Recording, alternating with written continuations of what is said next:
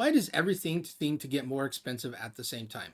Gas goes up, groceries go up, insurance goes up, utility bills go up. Suddenly, your entire budget feels tighter. This is the question we need to start talking about. It's not just a coincidence. Energy isn't just another expense, it's a cost that's built into almost every single thing we pay for. When energy prices move, they don't just affect what you pay for at the pump at the time. They affect how goods are produced, how they're transported, how businesses pay for those. This means energy is a foundational cost of our entire economy. If energy costs are unstable, our entire financial life becomes unable to be very predictable. Think about this. Last time you went to the gas tank, it cost $50 to fill your tank. You go 2 weeks later and it costs $100 to fill your tank.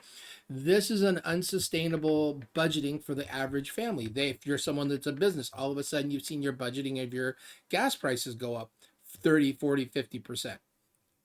This is a problem that needs to be addressed because businesses can't really do long-term planning if they can't plan for fluctuations of cash and capital because they have energy expenses going up. So, if these energy concerns are unsustainable and they affect our entire financial life, why aren't we doing something to make these energy costs more predictable? Most people think the problem is just the high energy prices, but that's not really the biggest problem. It's the volatility of the energy prices that I think are the biggest problem. When prices go up, they can adjust for demand. But if you're trying to sit there and make your plan for your monthly, weekly budgets, and a business can't plan out to sit there and say how much of the fuel cost going to be for this job, or for this building project, or my travel expense, this volatility in the pricing makes it really hard to make business decisions. And this unsustainable and volatile energy costs can affect not only the budget, but businesses' willingness to take on additional products or go into new ventures. It is a foundational cost that's volatile that affects everything we do.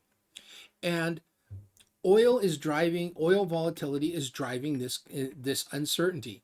A big reason for the volatility is global oil is a global commodity. Right now in the Strait of Hormuz, we have oil that's getting stopped again, on and off again, and it's as to the point where it's like, do we know if oil is going to be on or off again? This is just basically the spigot for our energy, which affects every single thing that we have that goes into our house, the power on the house, the cars, and this is actually affecting some states that have more dependence on oil than other states, but it affects trucking costs, labor costs, everything affects this, and everyone's budget for disposable income is affected.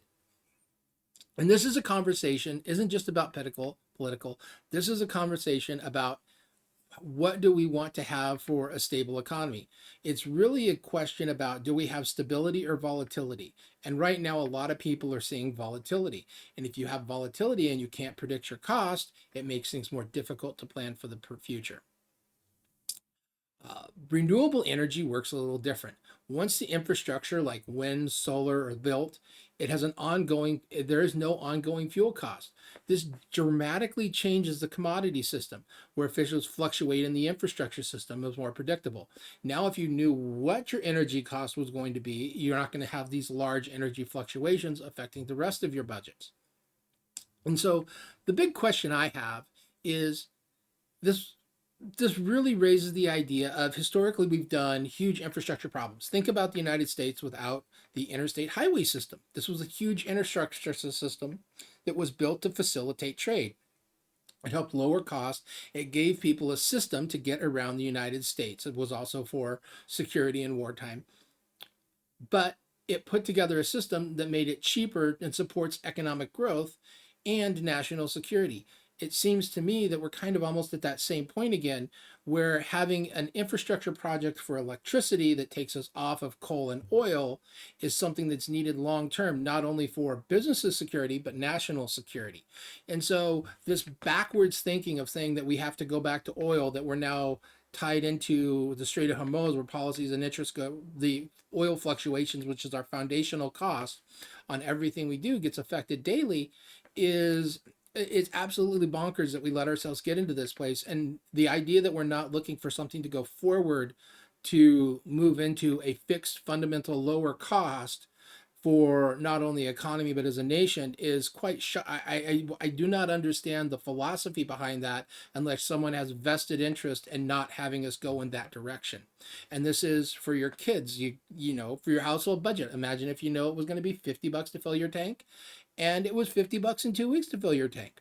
And I don't think we're going to see this volatility slow down anytime soon because we're so tied into this past, just this past system, and we have to somehow get the political will and the political and financial will to break free of this system to put ourselves in a long-term position where this is no longer going to be an issue of, okay, I have to pay my gas budget doubled this week and now it goes down. So this lowers people's cost to work from home, lowers their cost to go to work, lowers the cost of food, lowers the cost of transportation.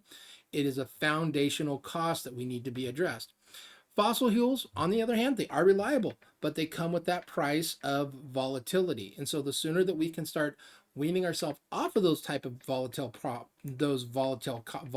costs, the sooner we can take and have a lower fixed cost with smoothing of our fixed cost.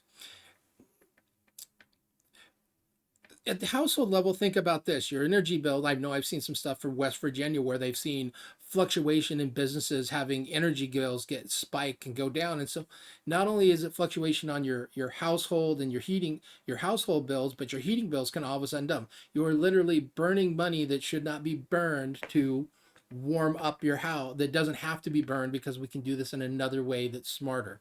And so how do we break ourselves off of these past ways that we've been able to do stuff to go into a new lower future fixed cost situation for the future? A good example of this is we all think, a lot of people think in the short term pricing. Think about this like as a mortgage.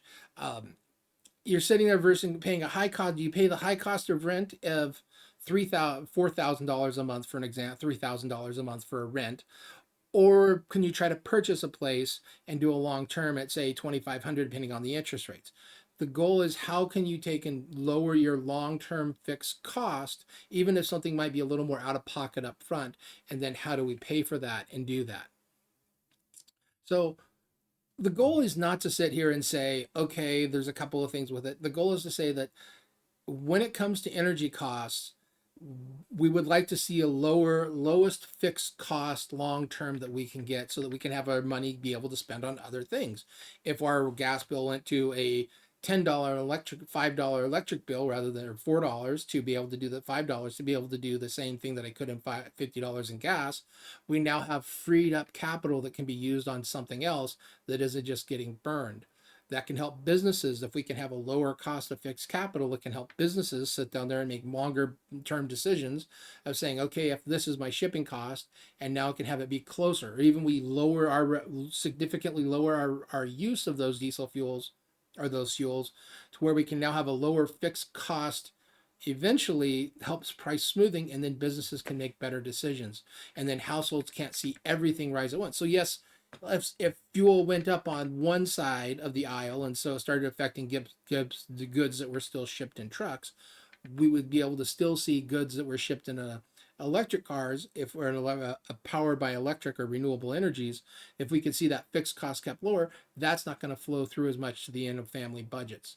So a lot of ways we need to think about is what kind of future and what is it going to take to get there, because right now it seems like we've had, since the gas crisis in the 1970s, there's been no real focus on a long-term sustainable solution.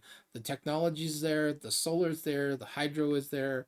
How do we move as a nation to move into a place where we have lower cost, long-term low cost, fixed renewable energy, rather than expensive variable cost energy? So that's something I think that a lot of people need to think about. And Breakwater Path is where we want to throw things down and look at it and say what actually matters. Because really, what it comes down to is, how much disposable income do you have in your pocket to go out and spend on your family and do things. So with that, thanks a lot for showing up. Once again, this is just for educational and entertainment purposes only. Have a great day.